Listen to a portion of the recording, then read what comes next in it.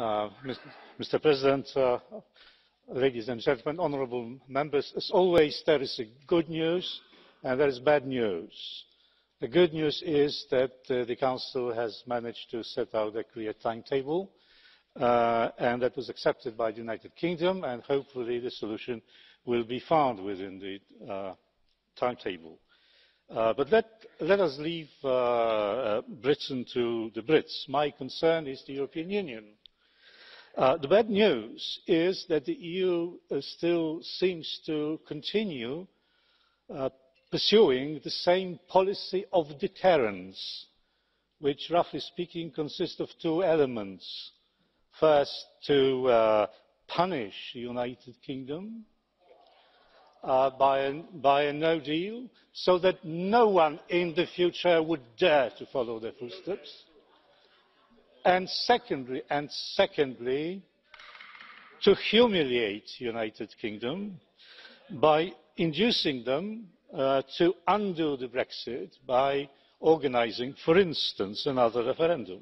Well, and they're using the argument that it was a very small majority that decided about the Brexit. Well, if that had been the other way round, if the Remainers have won by the same small majority, their verdict would be considered here in this chamber as absolutely irrevocable and binding for eternity.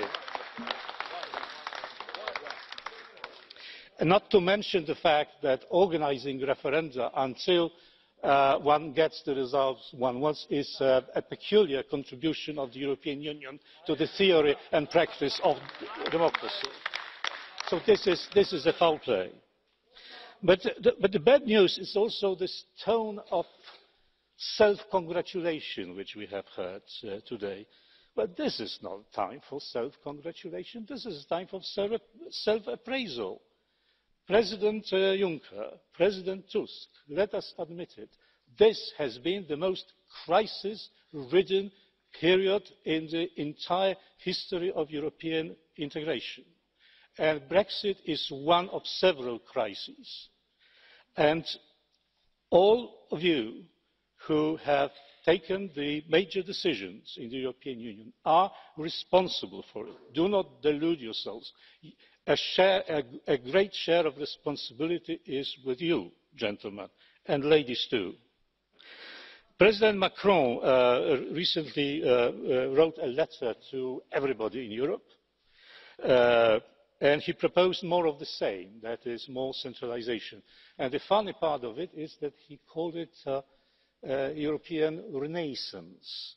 Apparently he does not understand the meaning of the words he is using. Probably the European twilight would have been a term more adequate. So, well, of course the Brexit clock is ticking, and we are all aware of it. We await progress in London, and hopefully this will happen. But we also should be prepared for any outcome, and we should be ready to offer any help that we can. This is our problem too, whatever the outcome, and we should be friendly to the decision of the British people, whichever they go. But the clock is also ticking for the European Union, ladies and gentlemen, and you should be listening to voters across Europe. Voters, there are more and more voters desperate for change, and change will happen.